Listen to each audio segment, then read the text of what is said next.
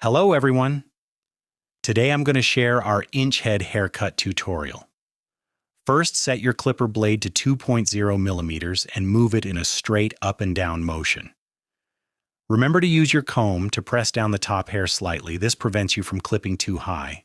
Follow the shape of the skull and trim all the hair in the lower section to a uniform 2.0 millimeters. Next, use the clipper over comb technique to blend the corners, the transition area. A key tip here is to keep the clipper blade tilted slightly outwardly. Ensure the comb is held perfectly level when cutting towards the middle. Cutting this way ensures the hair won't look bumpy or uneven, giving you a smooth finish. Now for the top of the head, use the clippers to level it off first, following the natural curve of the head. Pay close attention to the angle at which you hold the comb.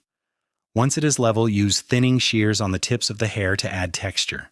This gives the haircut a more layered and dimensional look. Beginners should watch this part several times. The final step is using a curved comb. Utilize the natural arc of the comb to clean up any stray or messy hairs around the corners and edges.